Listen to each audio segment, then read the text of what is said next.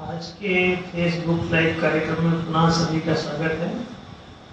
न्याय जनसभा का ये फेसबुक लाइव कार्यक्रम है जो न्याय स्थापना अभियान के अंतर्गत संचालित किया जा रहा है। आज 14 अगस्त 2022 की तारीख है। कल 15 अगस्त होगा जो स्वतंत्रता दिवस के नाम से पूरा भारत मनाता है। अब स्वतंत्रता है नहीं है, कितनी नहीं है, ये सब विचार का विषय है। 47 के बाद से ही चला आ रहा है। और 1947 में 15 अगस्त को देश को आजाद घोषित किया गया था। तो आजादी के पहले और आजादी के बाद में फर्क क्या था, इसको विचारने से पता चल जाएगा कि स्वतंत्रता में 47 के पहले और बाद में क्या फर्क लाई गई। ये निश्चित रूप से जो शिक्षित हो गए हैं उनके लिए तो विचार का विषय वही लिया है। हम सभी लोग जानते हैं कि स्वतंत्रता का संबंध लोगों के अधिकारों से है, क्योंकि परतंत्रता में केवल कर्तव्य सिखाया जाता है, अधिकार की बात नहीं होती।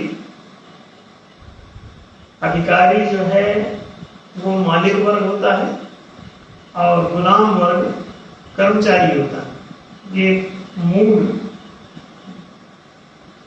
परतंत्रता की परिभाषा है।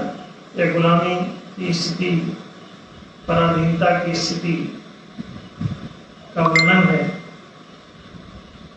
तो आप लोग समझ सकते हो कि ये अधिकार और कर्तव्यों से संबंधित है स्वतंत्रता या परतंत्रता का विचार। अभी भी किसी ऑफिस में जाएं तो वहां पर जो समाज जो कार्यरत है वो दो भाग में बटा है। उनमें से कुछ अधिकारी रहते हैं और कुछ कर्मचारी रहते हैं। तो अधिकारी और कर्मचारी का जो ये विभाजन है वो किस अभिप्राय से होता है, ये विचार नहीं है। आजादी के पहले भी यही वाला विभाजन था पूरे देश में। राजा और प्रजा, राजा माने अधिकारी, प्रजा माने कर्मचारी। दफ्तर में भी दो भाग में बटा रहता था, एक अधिकारी और अधीनस्थ लोग कर्मचारी।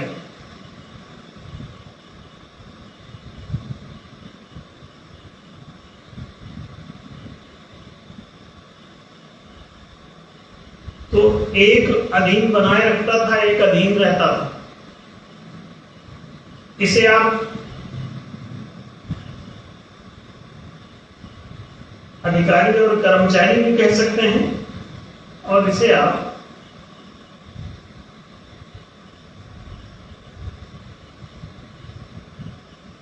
शिकारी और शिकार भी कह सकते हैं। इसी को मालिक और गुलाम भी कह सकते हैं, स्वामी और दास भी कह सकते हैं, सेठ और नौकर भी कह सकते हैं।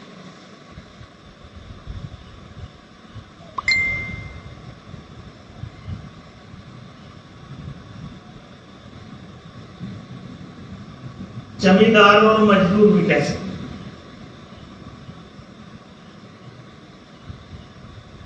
तो ये विभाजन ऐसे अनेक नामों से जाना जा सकता है। तो के एंड जे के बीच का है। एक जो है किंग है और दूसरा जे माने गुलाम। ताश के पत्तों में आपने देखा होगा, उसमें किंग फैमिली है और बाकी गुलाम। और गुलामों के भी कुछ गुलाम पहली, नैली, अच्छी, सत्ती, छठी, पंजी, चौकी, दुर्की लोग।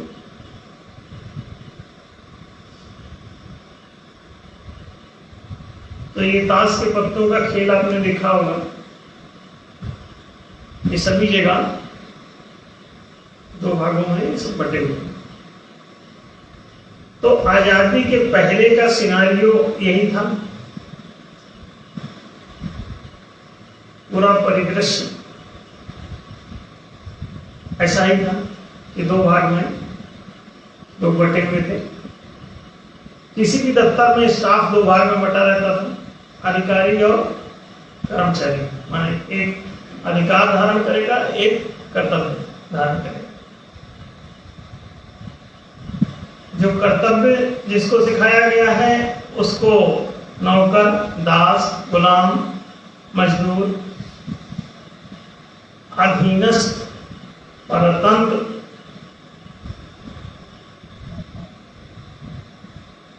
मजदूर, मजबूर और शिकारगर।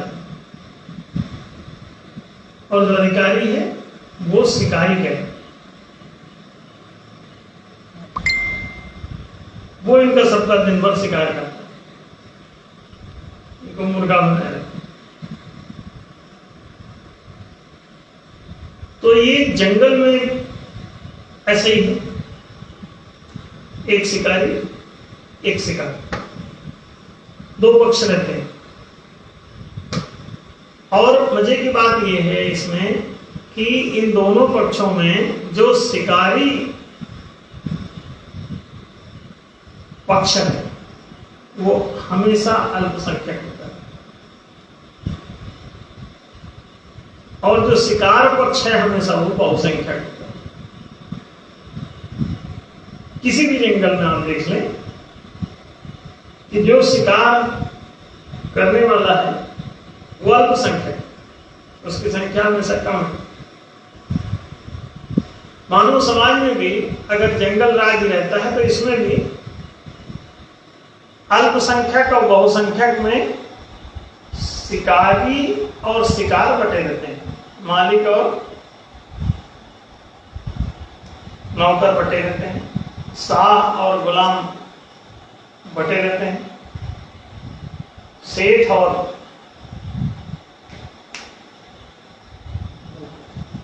नौकर, जमींदार और मजदूर। मानव समाज में ऐसे बने। तो अब ये जो संबंधों की प्रक्रिया है ये 15 अगस्त 1947 के पहले भी थी भारत में, और 15 अगस्त 1947 को जो झंडा नीचे ऊपर कर दिया गया उसके बाद भी स्थिति जो भी क्यों रही कि दो भाग में समाज बटा रहा। तो कौन आजाद हुआ, कब आजाद हुआ और कैसे आजाद हुआ, इसकी तार्किकता क्या है,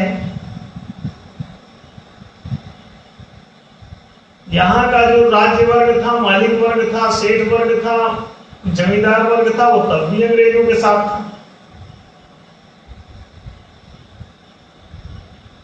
और अगर संसद की लाइब्रेरी में जाके वो संसद भवन के अंदर जाओ, वहां देखो कि डंडे झंडे जो लगे हुए हैं आजादी से पहले की रियासतों के, तो उसमें कौन लोग थे? उसमें आपको पता चलेगा कि अंग्रेजों के तो डंडे झंडे नहीं,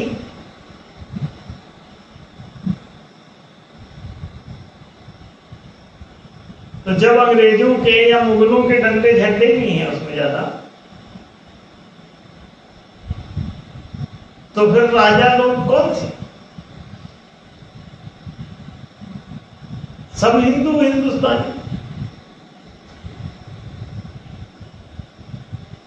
तो तब भी राज्यवर्ग तो वही था, आजादी के बाद भी राज्यवर्ग वही था। 15 अगस्त 1947 से पहले जो लोग उस अधिकारी वर्ग में, शाह वर्ग में, सेठ वर्ग में, जमींदार वर्ग में, मालिक वर्ग में, जो सब एक ही भूत थे और उनकी संख्या अल्प थी, वो अल्पसंख्यक थे, क्योंकि दूसरा वाला जो पक्ष था, मजदूरों, गुलामों, नौकरों, दासों,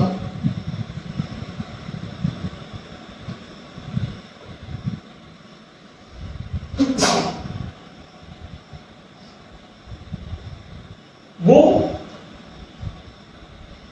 बहुसंख्यक था और ये अंतराल बहुत ज्यादा था संख्या का। वो 1 से 5% के बीच में ही सीमित रहते, कभी कभी संकुचित होकर 1% ही रह जाते हैं। और गुलाम वर्ग 95 से 99%, बल्कि 99 पॉइंट भी कई बार हो जाता है, वो सब गुलाम रहते हैं। जंगल में अब देखिए कैसे चलता है, शिकारी वर्ग कम है और शिकार वर्ग ज्यादा है।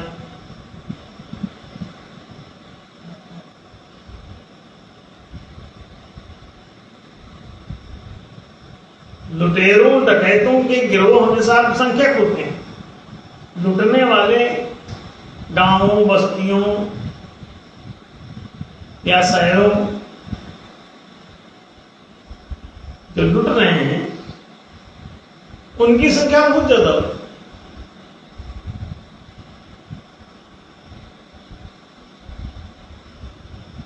तो डाकू और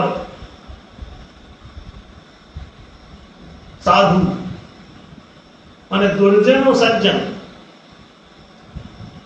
ये 2 वर्ग में बटा हुआ था। भगवान कृष्ण के अवतार का उद्देश्य बताया गया है, परित्राणाय साधूनां विनाशाय च दुष्कृतां अधर्म संस्थापनार्थाय संभवामि युगे युगे। यदा यदा यदा यदा हि धर्मस्य ग्लानिर्भवति भारत अभ्युत्थानम् अधर्मस्य तदात्मानं सृजाम्यहं परित्राणाय सुजनानां विनाशाय च दुष्कृतां।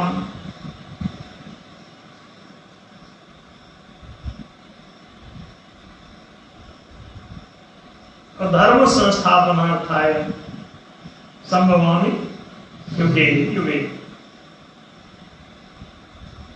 क्या कहा गया? ये 2 ही वर्ग, एक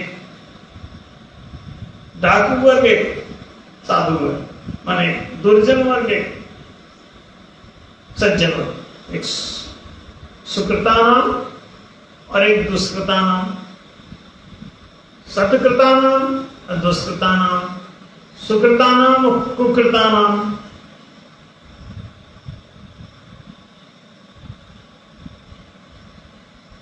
परित्राणाय सुकृता नाम, सही काम करने वालों की रक्षा, परित्राण माने रक्षा, और दुष्कृता नाम माने गुलाम बनाने वाले, शिकारी वर्ग। परशुराम के अवतार में भी इनको ढूंढ ढूंढ के मारा, राम के अवतार में भी इनको ढूंढ ढूंढ के मारा शिकारी वर्ग को, फिर कृष्ण के अवतार में ढूंढ ढूंढ के मारा।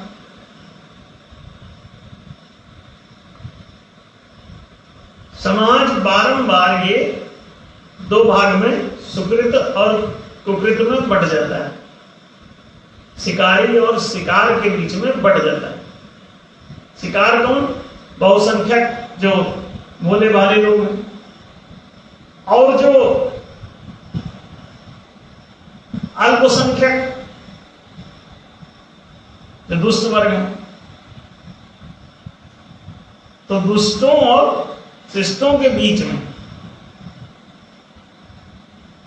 ये समस्या है। दुर्जन और सज्जन के बीच में समाज में ये दोनों मिश्रित हैं।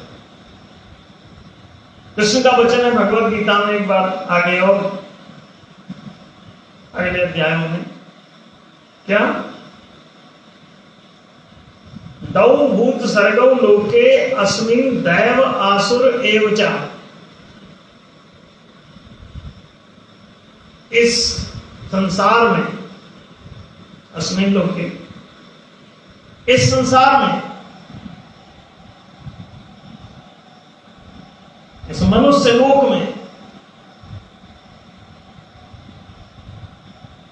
मानव समुदाय दो ही प्रकार का होता है। एक सुकृता नाम और एक दुष्कृता नाम, एक सुजना नाम और एक कुजना नाम। एक तरफ सज्जन, दूसरी तरफ दुर्जन। एक तरफ शिकार, एक तरफ शिकारी। दो भागों में सदा से बटा हुआ। बीच बीच में कोई आके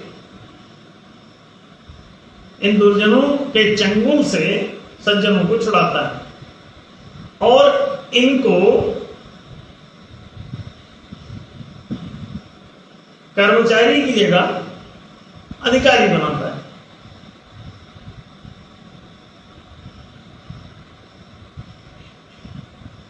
इनको नौकर की जगह मालिक बनाता है। तो बारंबार इन दुर्जनों से छीनता है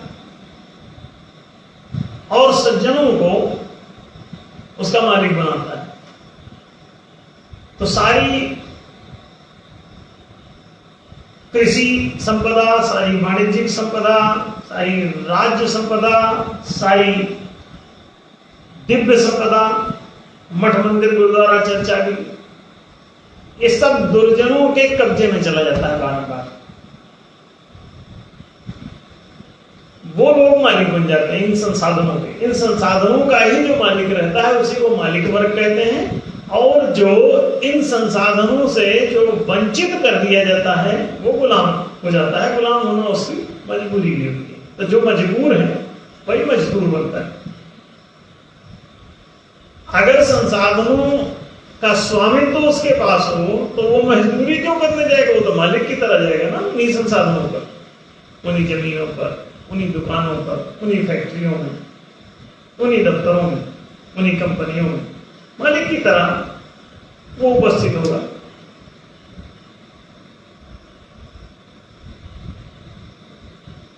तो आप समझ सकते हैं कि 15 अगस्त 1947 को जो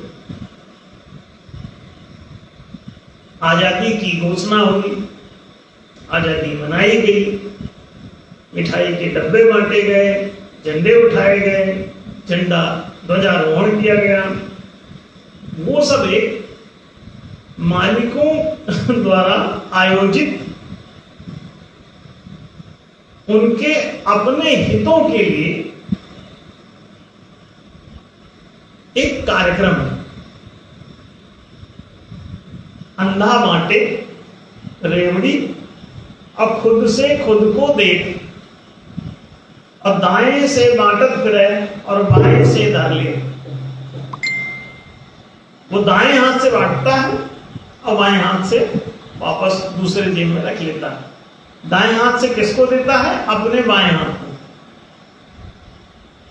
दाएं तरफ जेब से निकालता है और दाएं हाथ से बाएं हाथ पर रखता है और वापस बाएं जेब में जमा कर लेता है। ये रेवड़ी बांटन क्रिया कहलाती है मालिकों द्वारा। और कहते हैं सब बट गई रेवड़ी, प्रजा ने ताली बजाया कि रेवड़ी बांटन कार्यक्रम समाप्त हुआ। रेवड़ी क्या है? संसाधन। आजाद हो गए तो इसका मतलब सब संसाधन मुक्त हो गए बदमाशों के हाथ से। अब कोई नौकर, गुलाम, दास, मजदूर ना रहा, अब सब मालिक हो गए। और अगर आजादी के बाद, मिठाई बांटने के बाद, झंडारोहण के बाद अगर वो देश इन्हीं दो वर्गों में बटा रह गया तो आजादी कब हुई, किससे हुई, क्यों हुई, किसको मिली?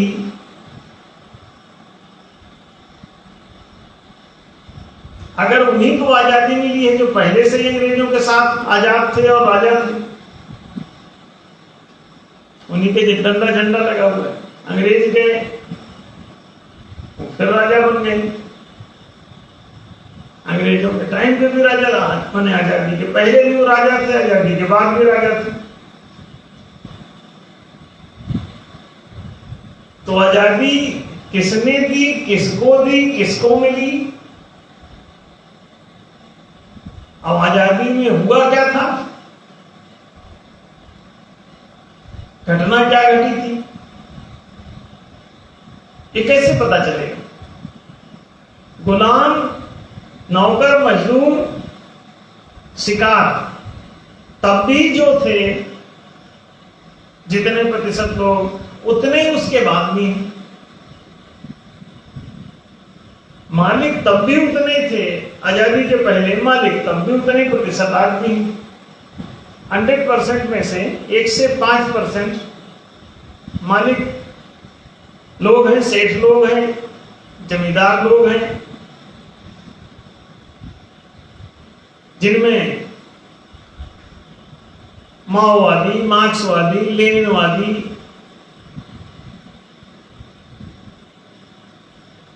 जनता पार्टी, गैर जनता पार्टी, लेबर पार्टी के सारा नेता वर्ग, राजा वर्ग, प्रशासक वर्ग, शासक वर्ग, सेठ वर्ग, जमींदार वर्ग, 1 से 5%। वो किस नाम से हैं इसका कोई मतलब नहीं। वो कम्युनिस्ट के नाम से हैं, सोशलिस्ट के नाम से हैं, वो पूंजीपति के नाम से हैं, पूंजीवाद के नाम से हैं, कि और किसी वाद के नाम से हैं, कि समाजवाद के नाम से हैं, कि किस नाम से हैं, मालिक उतने ही मेंटेन है। आप समाजवाद लाओ, पूंजीवाद लाओ, मिश्रितवाद लाओ,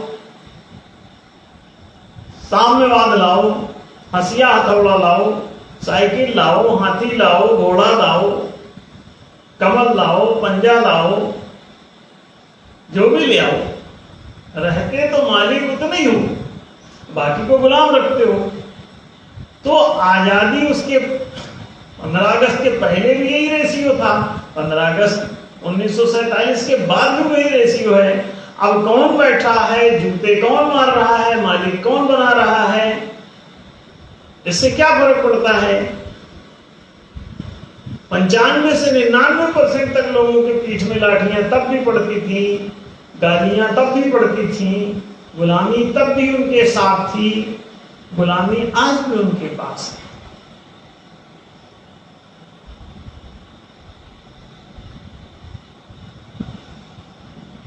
अब सरकारी अमृत महोत्सव घोषित हुआ है, कल मनाया जाएगा। नारा है कि मेरा देश मेरी शान, मेरा तिरंगा मेरी आन, हर हर तिरंगा, घर घर तिरंगा।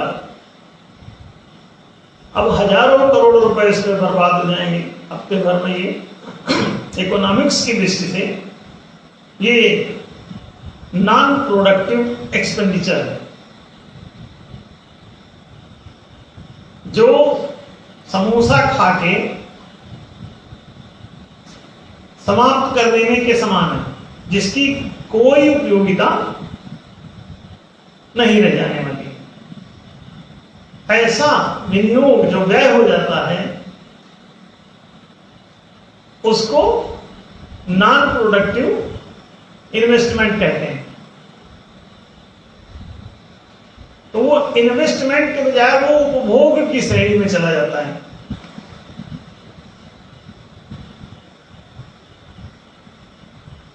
अब देखिए,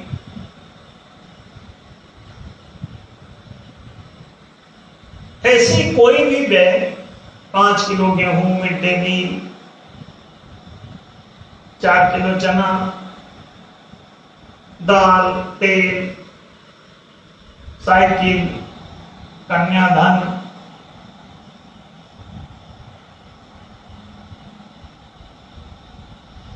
गरीबों की मदद,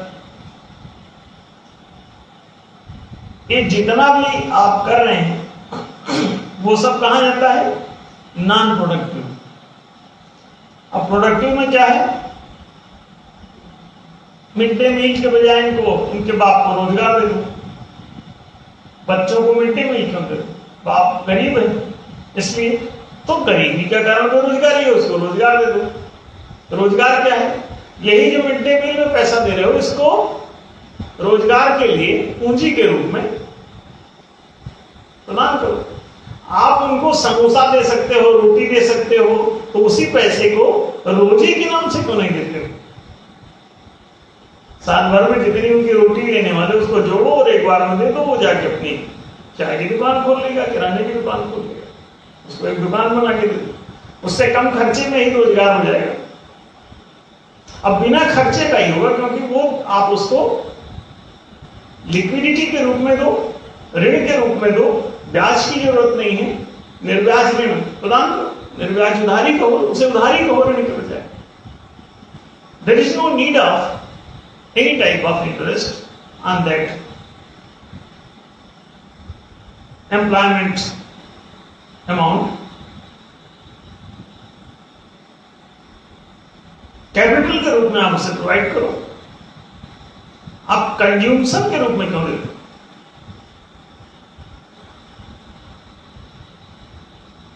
There is no need of consumption, direct consumption। Consume करने से वो खत्म हो जाता है, उसका कोई अस्तित्व तो नहीं रहता। आप 10,000 रुपए लेके आए और उसको कंज्यूम कर डाले, उससे समोसा, चाय, बिस्कुट, शराब, मदिरा, कुछ भी किए, सब खा पी के आपने शाम तक में खत्म कर दिया। और अब दूसरी बात देखो, सीन नंबर 2, उस 10,000 रुपए से आप एक दुकान खोल दी, साइकिल मेंटेनेंस की दुकान खोल दी, चाय की दुकान खोल दी, स्टेशनरी की दुकान खोल दी, कोई भी छोटा मोटा जैसा भी आपको बिजनेस लगता है, जो इच्छा हो, जो रुचिता हो या जिसका कौशल हो, आप उसमें उस 10,000 रुपए को उसमें आप इन्वेस्ट करके बैठ जाइए। चाय की दुकान भी खोल देंगे तो दिन भर चाय बेचेंगे और आपको 200-500 रुपए उसमें से अर्निंग हो जाएगी, हजारों रुपए भी हो जाती है। तो उस 10,000 रुपए को लगा के आप 1,000 रुपए रोज भी कमा सकते हो, अगर ठीक ठाक जगह दुकान खोल लो।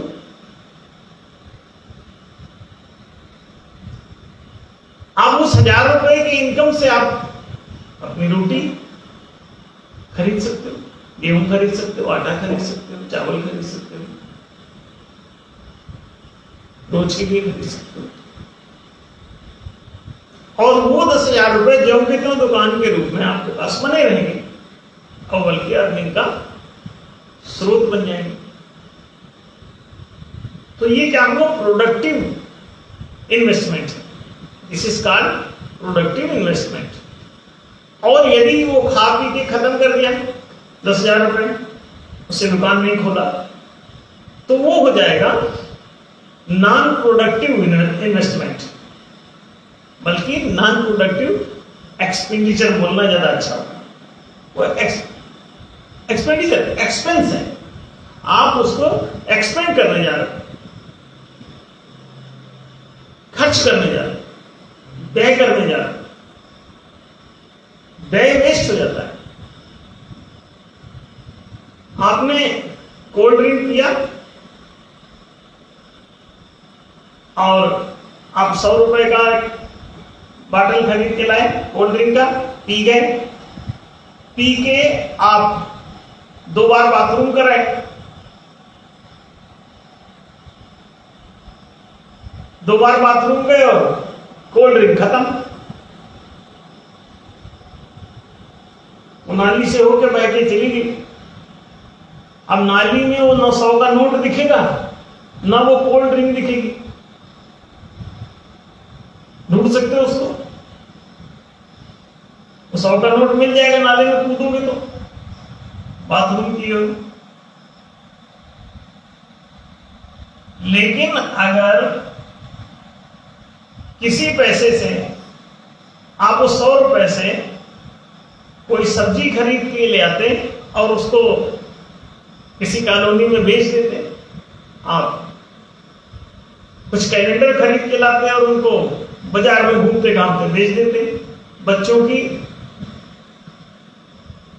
कोई खिलौने खरीद के लाते और बच्चों को वो कॉलोनी में बेच देते, गुब्बारे ही खरीद के लाते और बेच देते, तो वो 100 रुपए में से वो 100 रुपए तो आपके पास रहते ही, तो होते नहीं, बल्कि उसमें से 25-50 रुपए आप कमा चुके होते हैं। बल्कि कई बार तो 100 रुपए में से गुब्बारे वाला ले आता है, पता चला वो 25-25 पैसे के गुब्बारे लाया और उसको बुला बुला के 2-2 रुपए में बेच रहे हैं, तो हवा भर दी मुंह से, हाँ? और उसको बढ़िया डिजाइन बनाया दिमाग से थोड़ा, और बच्चों के लिए आकर्षक लगा, और बच्चों ने उसे 2-2 रुपए में खरीदा, 5-5 रुपए में भी खरीदा और लेके अपना खदर बदर किया, खेले कूदे, बात खत्म हो गई। और वो अब 25-50 पैसे के गुब्बारे को वो 2 रुपए 5 रुपए में बेचता रहा आराम से दिन भर, तो पता चला वो 100 रुपए वाले 500 रुपए हो गए। वो 10 कॉलोनियों में भ्रमण करके, कुछ स्कूलों के सामने, कुछ इधर से कुछ उधर से, जहां बच्चे खेलते दिखे वहां पहुंच गया पार्क में, वो बेच दिया। एंड ही गॉट समथिंग, क्या? बल्कि एवरीथिंग ही गॉट, क्या? 100 का 500 हो गया है उसका, सुबह से शाम तक। वो 100 रुपए तो उसके आ ही गए हैं, साथ में 400 रुपए एक्स्ट्रा है। अब उस 400 रुपए में से वो 100 रुपए का खाना पीना खा सकता है।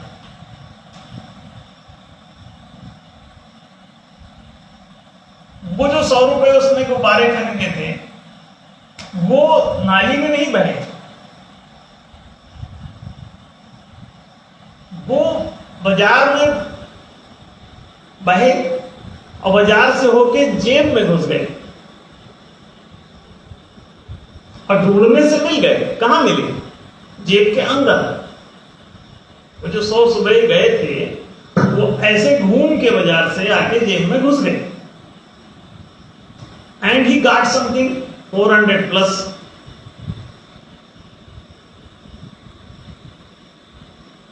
क्या पाया? 400 प्लस। तो उन 400 रुपए में से वो अपना, अब वो खाना खा सकता था। आप इस इन्वेस्टमेंट के सिद्धांत को समझे। इसलिए सरकार आपको राशन कार्ड बना के देती है, 5 किलो गेहूं देती है,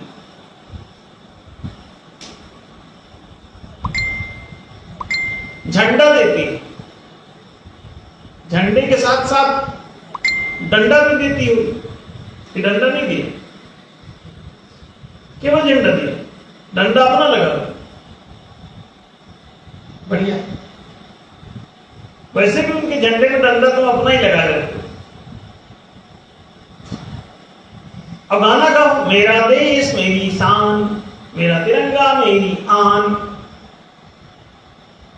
गाना गाओ।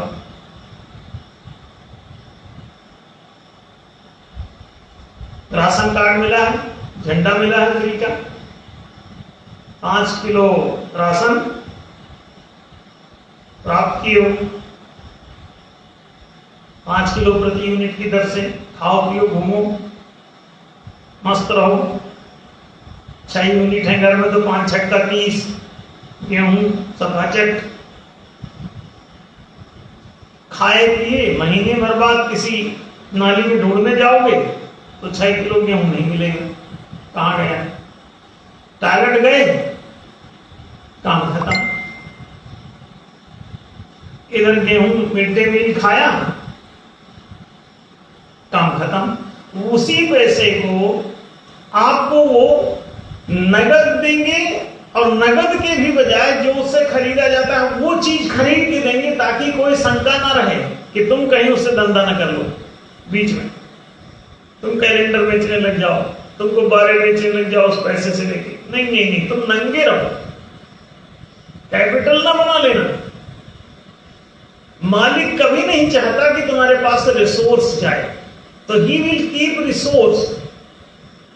1 से 5% लोग पूरी दुनिया के सारे रिसोर्स को कैप्चर करते हैं ऑल ओवर द वर्ल्ड।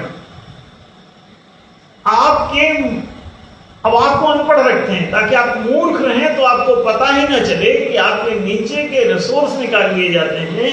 आपको वो रोटी दे सकते हैं, आपको वो 500 रुपए का खरीद के कोल्ड ड्रिंक दे देंगे, ब्रेड बटर दे देंगे, हजारों करोड़ों रुपए का झंडा बांट देंगे आप, but they will never provide you capital, the resource they will never provide. वो आपका कल्याण कार्यक्रम चलाएंगे, उद्धार कार्यक्रम नहीं। रिसोर्स से उद्धार हो जाएगा, उन्नति कर जाओगे। रोटी देने से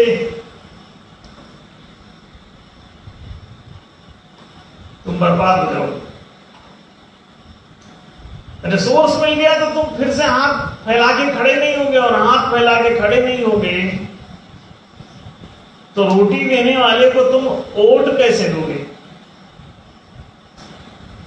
तुम भूखे नंगे रहोगे और फिर तुम्हारी वो आकर मदद करेगा तो तुम उसको भगवान मानोगे। और रिसोर्स मिल गया तो बाकी खत्म हो गई।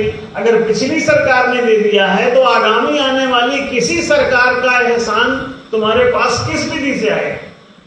अगले चुनाव में वोट कैसे मिलेगा? एक बार somebody became prime minister, then अगला उपाय क्या है? अगला मेथड क्या है? अगले पंचवर्षीय योजना में प्रधानमंत्री कैसे बनोगे? मुख्यमंत्री कैसे बनोगे? विधाता विधायक कैसे बनोगे? एक ही तो उपाय, रोजी नहीं रोटी पकड़ा दो, हमेशा गुलाम रहेगा, शाश्वत गुलाम।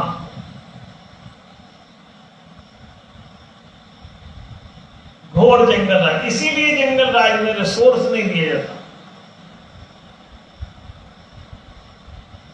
गाना गाओ, मेरा देश मेरी शान, मेरा तिरंगा मेरी आन। प्रीति टिवरी जी ने पूछा है देहरादून से।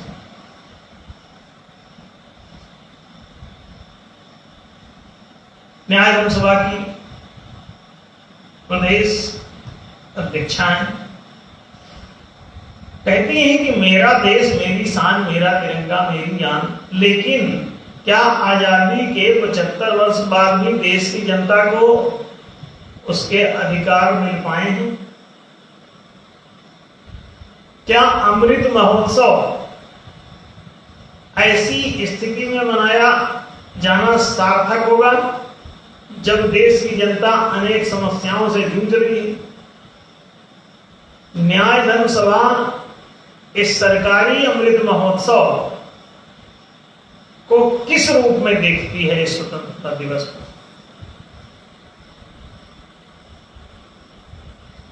15 अगस्त तक पूछा जा रहा है 14 अगस्त।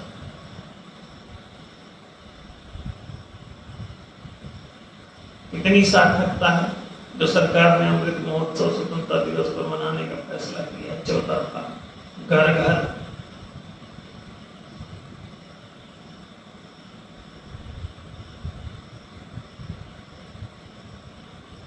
झंडा, हर हर झंडा घर घर, हर हर तिरंगा घर घर तिरंगा।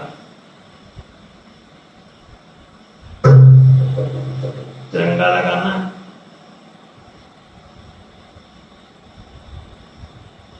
लगाओ।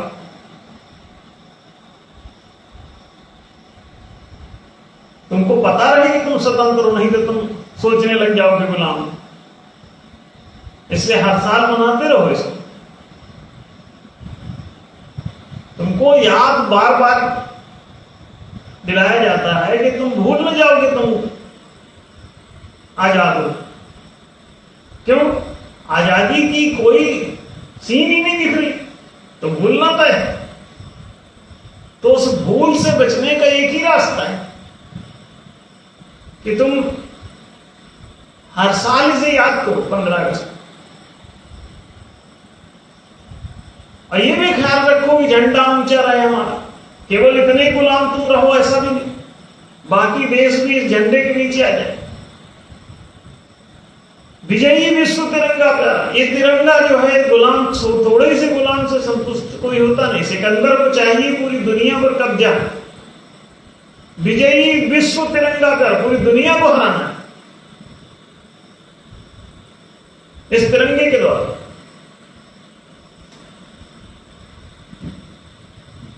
पड़ोसी देशों से इतनी नफरत क्यों? सामंजस्य की बात करो। इस टाइप का गीत लिखते क्यों हो भाई, जो पूरी दुनिया की हराने की चुनौती देता फिर रहे हैं? पड़ोसियों से संबंध नहीं खराब हो जाएंगे?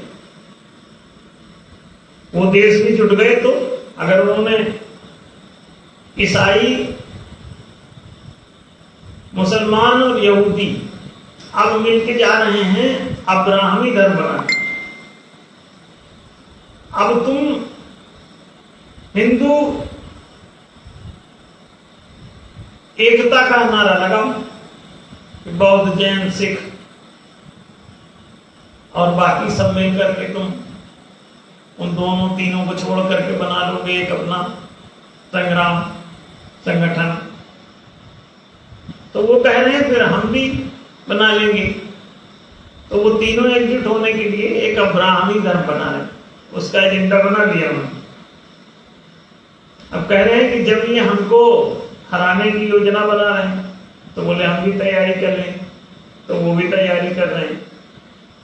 अब ईसाइयत, इस्लाम, यहूदी, माने यहूदी और ईसाई और इस्लाम ये तीनों एक ही संप्रदाय है। एक्चुअली ये दोनों भी यहूदियों के घर में ही पैदा हुए, इनके प्रणेता।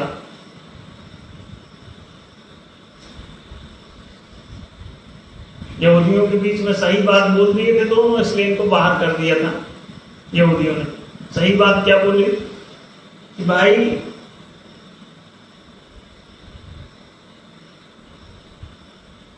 जो एक है वही दूसरा है, ये सब कुछ सब अल्लाह का है। मोहम्मद बोले तो जो एक का है वो दूसरा है, दूसरे का भी जितना एक का हक है उतना दूसरे का हक। हक की बात कही मोहम्मद साहब ने। बुरा मान गए पहले ईसाई लोग और यहूदी को, इनको बाहर कर दिया, तो इसलिए ये धर्म अलग हो गए। जीसस भी यही बात बोले थे कि दो ही आज्ञाएं हैं उनकी प्रमुख। पहली ये है कि परमात्मा को अपनी पूरी बुद्धि, पूरे हृदय से प्रेम करो। दूसरी आज्ञा ये है, इसी के पैरेलल सेम ही समझो उसको भी, कि अपने पड़ोसी को अपने समान ही प्रेम करो। जैसा तुम अपने लिए चाहते हो माने वैसा अपने पड़ोसी के लिए भी चाहो। यही सनातन धर्म है। क्या? आत्मना प्रतिकूलानि परेशान न समाचरे। महाभारत का ये श्लोक है, कहता है श्रूयताम धर्म सर्वस्वम श्रुत्वा चाप्योधार्यताम आत्मनः प्रतिकूलानि परेशान न समाचरे। यही जीसस बोला, यही मोहम्मद बोला, इसके पहले भी मोसेस भी यही बोला। और दोनों जीसस ने जो आज्ञाएं दी वो 10 कमांडमेंट्स में से 2 हैं। यहूदियों के 10 कमांडमेंट्स मोसेस ने जो दिए थे, पत्थर के कलमे पढ़ के मुसलमान हो गए, वो पत्थर पे उन्होंने लिखे, कुरेदे थे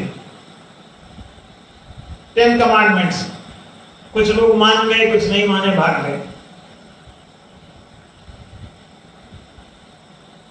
उसी में से जीसस ने कहा ये 2 बड़े महत्वपूर्ण है, बाकी 8 की चिंता ना करो कि झूठी शपथ ना खाओगे, हत्या ना करोगे, ये सब बातें अलग करो, केवल ये करो जैसा तुम अपने को प्रेम करते हो वैसे उसी करो, सारे नाटक अपने आप खत्म हो जाएंगे, 8 की जरूरत नहीं है। एक ही तो चैप्टर। यही वो सिद्धांत है जो कहता है कि इस दुनिया में दूसरा कोई ही नहीं, एको ब्रह्म द्वितीयो नास्ति, एकम अद्वितीयम ब्रह्म, सर्वम ब्रह्म, सर्वम खल्विदम ब्रह्म, विश्वबंधुत्वम वसुधैव कुटुंबकम, ब्रह्मांड मंडलम। इस जगत में एक आत्मता है। दीनदयाल उपाध्याय बोले एक आत्म मानववाद, सारी मानवता एक आत्म है, तो इससे डर क्यों रहे? एक को शिक्षा देते हो तो दूसरे को भी दो, एक नागरिक को शिक्षा तो दूसरे नागरिक को भी शिक्षा मिले, एक नागरिक को रोजगार तो दूसरे नागरिक को भी रोजगार मिलना चाहिए राजकोष से, एक नागरिक को आवासीय सुविधाएं, सड़क, पानी, बिजली तो दूसरे को भी, एक नागरिक को चिकित्सा सुरक्षा बीमा, बैंकिंग, पेंशन, आश्रय, पीएफ मिलता है तो दूसरे को भी मिलना चाहिए। न फुल जंगल राज।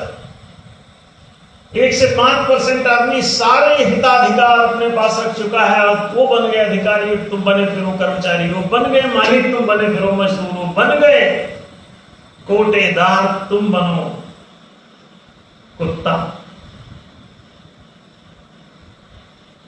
तुम हिलाते फिरो। मालिक नौकर, शाह गुलाम, स्वामी दास, अधिकारी कर्मचारी, ये राजा प्रजा, ये वो वाला फर्जी राजा प्रजा ठीक नहीं। बाप बेटे की तरह होता तो चल जाता सब। ये शिकारी और शिकार के रूप में है सारे पद डबल, इसलिए सावधान हो जाए। तो के और जे का चक्कर, किंग और गुलाम।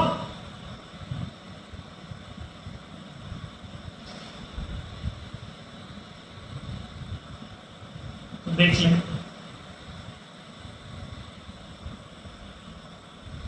पूछ रही है कि न्याय धर्मसभा इस सरकारी अमृत महोत्सव को किस रूप में देखती है? भाई, मालिक और गुलाम के बीच में कौन सा महोत्सव चल रहा है, इससे क्या फर्क पड़ता है? अमृत मनाओ कि विश्व महोत्सव मनाओ, इससे क्या फर्क पड़ता है?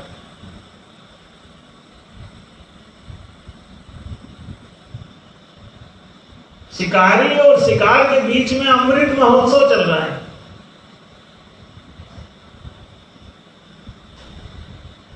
के और जे के बीच में अमृत महोत्सव चल रहा है। कितना महत्वपूर्ण है ये आप लोग खुद विचार करें। हम पूरे देश की जनता से पूछते हैं कि वो इसे किस रूप में देखती है अमृत महोत्सव। खास तौर से ये हमारा ये लाइव कार्यक्रम सुनने के बाद अब अगर गलती से सब सुन ले तो क्या होगा? ये तो अच्छा है कि चंद लोगों तक ही फेसबुक या कार्यक्रम जा पाएगा, उसको जुकरबर्ग काफी कंट्रोल करके रखता है, ये जाने न पाए ज्यादा इधर। हर बड़ा आदमी अपना अपना मीडिया कैप्चर किए हुए, वो जितना जो बात जाने देता है उतना है। वो तुम्हारे लिए जान दे सकता है लेकिन जानकारी नहीं। जनता के लिए जानकारी नहीं दे सकते वो लोग, जान दे सकते हैं अपनी।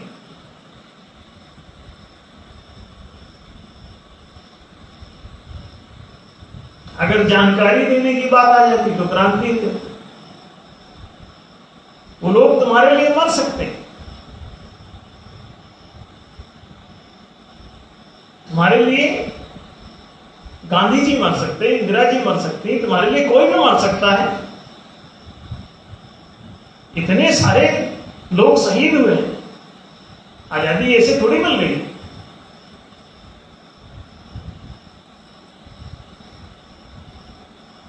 जाने कितने महापुरुष कुर्बान हुए, मुफ्त में नहीं मिलती आजादी, बड़ी मुश्किल से मिलती है। और सारे महापुरुष इसी मुगालते में मर गए। क्या वो यही सोचते रहे कि आजाद करा दिया देश? उनको पता ही नहीं। गांधी जी सोचे देश आजाद हो गया, खुश हुए और छोड़ के चले गए, और इधर बाकी लोग अपना संविधान बनाए और थोप दिए। गांधी जी को पता भी नहीं। इसके पहले कि उनको जानकारी होती है और वो जनता को जानकारी दे देते, छुटकारा दे दिया। अल्पसंख्यकों ने कि कहीं बहुसंख्यक तक जानकारी न पहुंच जाए।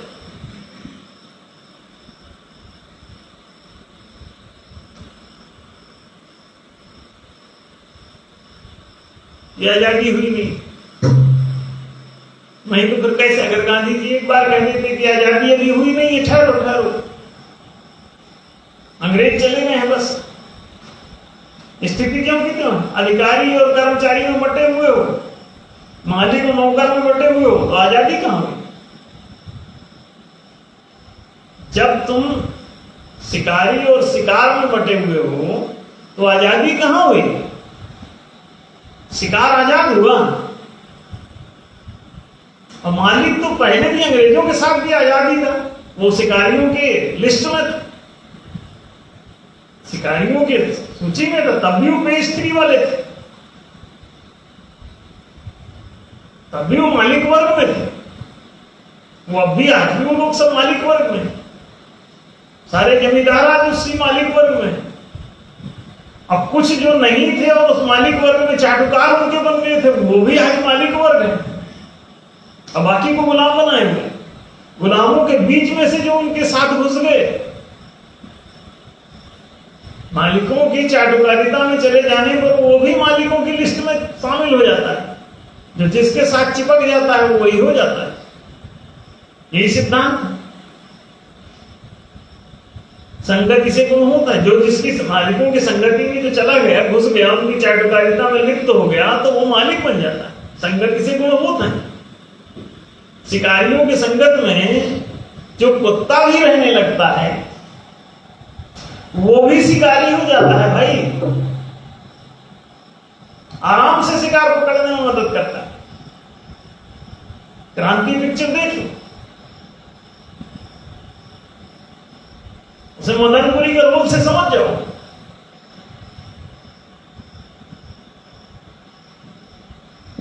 अंग्रेजों के साथ मिला है, इधर से माल पहुंचा रहा हूं, बहू बेटी तक पहुंचा रहा है। फिर देखो ना, शिकारी का कुत्ता भी शिकारी हो जाता है। ये आप लोगों का ख्याल किधर है? दुरुस्त है? ऐसा हो रहा है ना? तो उन शिकारियों के साथ जो उनकी चाटुकारिता में लग गया वो भी शिकारी अब बड़े मजे से चल रहा है। अब चंद लोगों के पास सारे रिसोर्स एकत्रित हो गए हैं और लगातार और रिसोर्स सब छीने जा रहे हैं। और कोई उद्यम न खोल दे, इसके लिए रेपो रेट लगा दिया गया। रेपो रेट पहले से ही लगा था, बाद में भी रेपो रेट लगाए रखा गया कि लोगों को रिसोर्स ना मिल जाए, इससे कैपिटल मिल जाएगी। और ये जो लोग आज रोटी मांग रहे हैं, ये रोजी ले लेंगे। रेपो रेट हटा के देख लो, अगर एक भी बेरोजगार कहीं पकड़ा जाए तो सारी जवाबदारी हमारी है। आरबीआई से रेपो रेट खत्म करो, एक अभी रोजगार आंदोलन कोई समिति ने हमारे पास भेजा है, समर्थन की मांग की। न्याय दल सभा पार्टी की तरफ से कह समर्थन कर दो हमारा, दिल्ली में जा रहे हो आंदोलन करने। हमने कहा हम डॉक्टर काबरा को भेज रहे हैं, समर्थन हमारा उनके रोजगार आंदोलन के लिए। लेकिन वो जो रोजगार के लिए जो उन्होंने प्रस्ताव रखा है हमसे पूछे बिना, वो दो कौड़ी क्या, उसमें कोई मतलब नहीं। वो उन्हीं मालिकों की चाटुकारिता में, तो वो आंदोलन कर रहे हैं अपना रेपुटेशन बना के, मालिकों की चाटुकारिता करके, उनके साथ शिकारी का कुत्ता बन करके शिकारी बनने की योजना पर वो लोग काम करते हैं। जैसे अभी आपने आम आदमी पार्टी का कार्यक्रम देखा था, शिकारियों का पहले विरोध करो, फिर शिकारी का कुत्ता बन जाओ, अब कुत्ता बन करके धीरे धीरे तुम उनके गुणों से उनके साथ तालमेल मिला करके और तुम भी शिकारी हो जाओगे। वो भी सब शिकारी हुए, आज बैठे हैं, देख लो। ना जनता को शिक्षा देना चाहते हैं, ना जनता को रोजगार। वो 1 से 5% को शिक्षा देंगे, 1 से 5% को रोजगार देंगे। अंधा बांटे रेवड़ी, खुद से खुद को दे। जो कांग्रेस ने किया वही वो करेंगे, जो भाजपा ने किया वही वो करेंगे, जो अंग्रेजों ने किया वही करेंगे, जो मुगलों ने किया वही करेंगे। अपने लिए मोटे मोटे महल मुगलों ने बनाए। ताजमहल, ताजमहल से आपको कितना लाभ है? समोसा और टॉयलेट कांड ही है, और उससे ज्यादा है।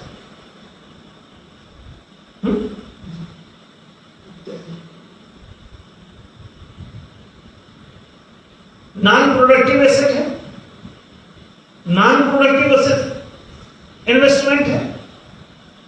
धन का, सरकारी धन, सार्वजनिक धन था, उससे अपनी कबर बनाने पर इतना भारी है कि पूरे देश का सारा बजट 10-20 साल का घुस जाए उसमें।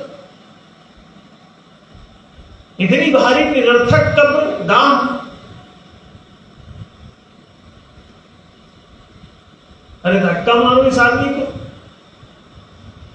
किसी बिजली के सौदागर में और हुकों से बात खत्म करो। कहां परेशान हो उसके पीछे? 2 कौड़ी का इंसान, और उसको आप अरबों खरबों डॉलर खर्च करके और उसके पीछे आप कब्रिस्तान बनाएंगे। पिरामिड, वो भी अरबों खरबों डॉलर की इन्वेस्टमेंट है। Non productive assets, non productive चीजें, नॉन प्रोडक्टिव इन्वेस्टमेंट, निरर्थक विनियोग सरकारों द्वारा। अर्थशास्त्र कहता है सरकारों के ऐसे विनियोग निरर्थक विनियोग कहलाते हैं, जो किसी को 2 रुपए देने की स्थिति में नहीं कमाते। बड़े बड़े मंदिर आप बनाए बैठे, राजा लोग बनाते थे। फला राजा ने ये वाला महेश्वर मंदिर बनाया, फला राजा ने ढकेश्वर मंदिर बनाया, वो ढोकलेश्वर मंदिर बनाया, ये ढालेश्वर मंदिर बनाया, ये और मंदिर बनाया, उसने और उससे ज्यादा मंदिर बनाया, फिर उसने और 5 मंदिर बनाया, फिर उसने मंदिर के अंदर मंदिर बनाया, फिर उसने मंदिर के ऊपर कुछ मंदिर बनाए।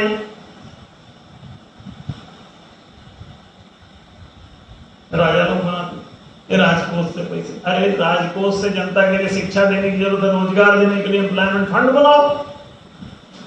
ताजमहल के बराबर पैसा एक एम्प्लॉयमेंट फंड में डाल दो, पिरामिड का पैसा, चीन की दीवार का पैसा एम्प्लॉयमेंट फंड में डाल दो, और आपको जनता के लिए कुछ दूसरा काम करने की जरूरत नहीं पड़ेगी। जनता अपना काम खुद कर लेती है, तुम कुछ करो चाहे ना करो, बस उसके रिसोर्स मत छीनो। रोटी छीन कर रोटी मत दो, उसके कपड़े उतार करके नंगा करके उसे झंडा दे रहे हो। नंगे को झंडा मिला।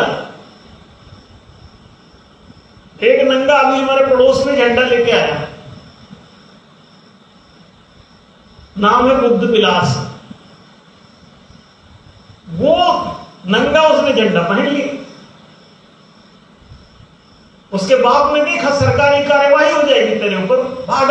उसको पकड़ा, पकड़ करके झंडा उतार करके ले गया और अपनी ताजमहल के ऊपर उसे लगाया। ताजमहल है उसका, 2-4 घास फूस डाल के उन लोगों ने अपना ताजमहल बना रखा है, उसके ऊपर फिर उसको फहराया। अभी हमको कुछ लोगों ने सूचना दी कि ये कांड हुआ झंडे को लेकर अमृत महोत्सव में सरकारी। नंगे ने झंडा मिला तो नंगा क्या करेगा? नंगा झंडा पहन लेगा, झंडा लपेट लिया। अब उसको नहीं मालूम कि ये शहीदों के लिए, उन्हें लपेटा जाना है, उनके सम्मान में लपेटा, वो अपने सम्मान में लपेट लिया। अरे अभी तुम जिंदे हो भाई, अभी तुम्हारे सम्मान की क्या जरूरत? लेकिन नंगे को ये कौन समझाए कि ये शहीदों के लिए? झंडा मिल जाए, पत्ता मिल जाए, पत्ता पहन लेगा। झंडा मिल गया तो सोचेगा और चमकदार झंडा की, इसके पहले कपड़ा ढंग का कोई मिलता नहीं, देखा साफ सुथरा चमकदार कपड़ा पहन लिया सख्त से। अब उसके पिता ने देखा तो वो डर गया, ये क्रांति हो जाएगी। सरकार इसे फांसी चढ़ा देगी, डर गया बेचारा। और वो भी जन्मों से कांग्रेस ही उसका पिता।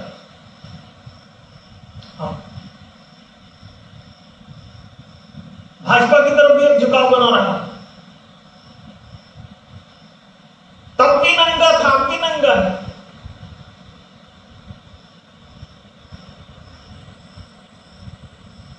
अब आप बताइए, नंगे को झंडा मिलेगा तो क्या करेगा? ताजमहल पर फहरा, ताजमहल है कहां जिस पर फहराएगा? घर में फहराना है। अरे घर कहां है उसका?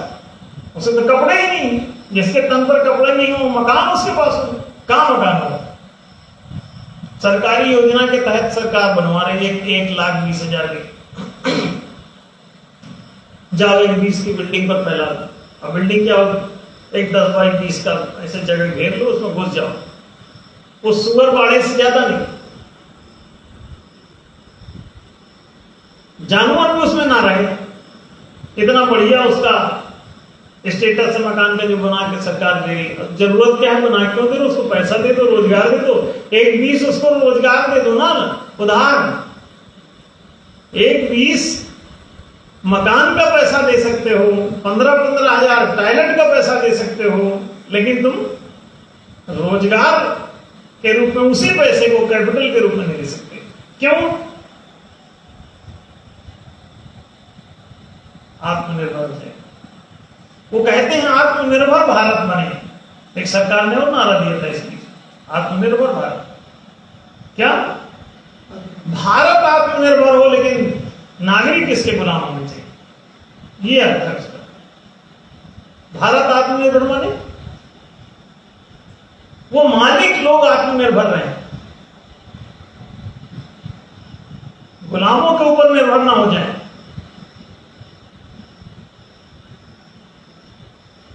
इसीलिए वो गुलामों की जगह आजकल मशीनें लगा रहे हैं, आत्मनिर्भर बनो।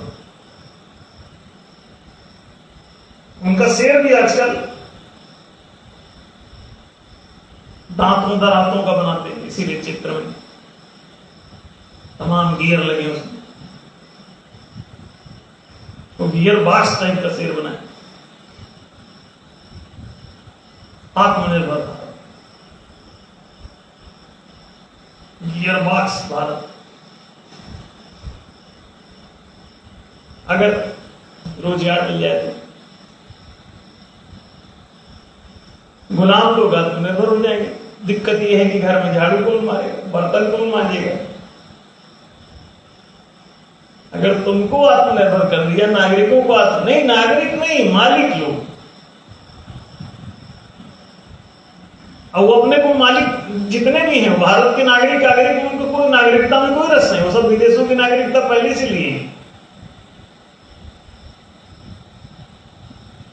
कई हजार लोग भारत से भाग चुके, यहां से सब बटोरा महल आपका सब झाड़ू लगाया, इकट्ठा किया, अजोला में भरा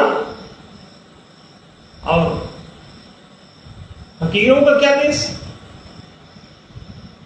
और निकल गए। तो आप समझते हैं कि अमृत महोत्सव की सार्थकता कितनी है और कितनी होनी चाहिए। हम आप पर छोड़ते हैं, आप पूरी जनता प्रजा इस पर विचार करें, इस वीडियो को ठीक से देखें, दूसरों को भी दिखाएं और समझे कि 75 सालों में उसे कितनी मिल्कियत मिली है, आजादी से लेके अभी तक कितनी उसको गुलामी मिली है। अभी 2022 में 75 साल हो रहे हैं, तो ये निश्चित रूप से अमृत महोत्सव मनाने का कार्यक्रम तो होगा। अब अमृत महोत्सव है तुम्हारे लिए कि विश्व महोत्सव है, इस पर विचार करो तुम खुद। हम इसका पाप क्यों ले कुछ बोल के इस पर, तो हम इस पर कोई स्टेटमेंट नहीं देते। और स्वतंत्रता दिवस की पूर्व संध्या पर आप सभी को बहुत बहुत बधाइयां, बांटिए मिठाइयां और आशा कीजिए कि वास्तव में आप स्वतंत्र हो जाएं। इस 75 के बाद आपको गुलामी का सामना न करना पड़े। अब संसाधनों के अगर आप मालिक हैं तो आप मालिक हैं, और संसाधनों के से आप वंचित हैं तो आप गुलाम। इतनी सी कुल बात है। अब बाकी समझना इसे कि तुम मालिक हो, गुलाम हो, तुम्हारा अमृत महोत्सव है कि विश्व महोत्सव है, तुम अपना देखो। सब लोग, सारे भारत के नागरिकों से हमारी अपील है तो लोग देखें। अब भारत ही नहीं, पूरी दुनिया के नागरिक इस पर विचार करें कि उनका 75 वर्षीय है कि नहीं। बाकी चिंतन कर लें सभी कि गुलाम हैं अपने अपने देशों में या आजाद।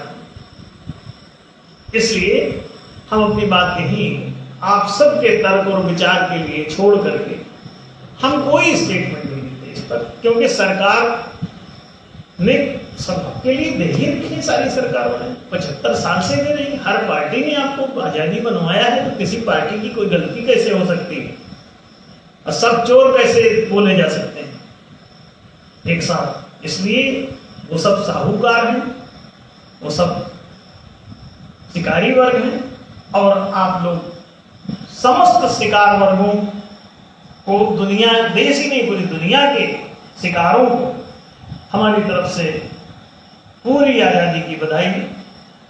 स्वतंत्रता दिवस सबको मुबारक हो, या जिंदगी में आप सबके स्वतंत्रता दिवस ही आए। ध्यान रखो, अन्याय ही गुलामी है और न्याय ही आजादी है, जो अभी तक हुआ नहीं। इसीलिए न्याय स्थापना अभियान संचालित किया जा रहा है। तो आप सभी को पूर्व संध्या पर बड़ी बड़ी बधाई, और इस खुशफहमी में आप पूरा दिन निकल रहे हैं कि आप आजाद, आप स्वतंत्र, और पूरा दिन मिठाई की याद कर करके शाम तक गुजारें, और मीठा मीठा मुंह में अनुभव करें, अमृत जैसा कि कुछ टपक रहा है मुंह में, रस आ रहा है कहीं से, सरकार देगी।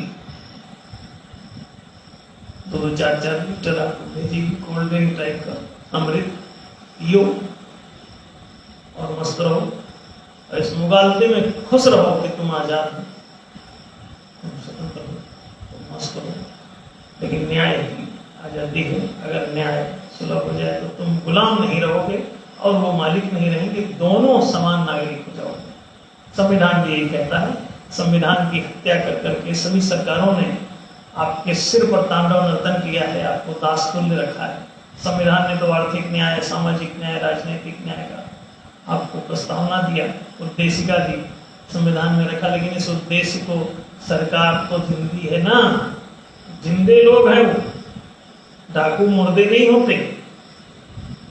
जिंदों के हाथ में संविधान फंस गया, और अन्याय ही अन्याय, ये तीनों न्याय आज तक अधूरे हैं। इसलिए आजादी तो भैया अपनों के लिए दीवार स्वप्न ही है। अब ये है कि न्याय सभा कुछ न्याय वाय आपके लिए ले आएगी तो मनाना, फिर उसके बाद अतिरिक्त महोत्सव तो सब ठीक है। फिर भी आप सबको बधाई, मुबारकबाद। आज अपनी बात नहीं समाप्त करते हैं। सभी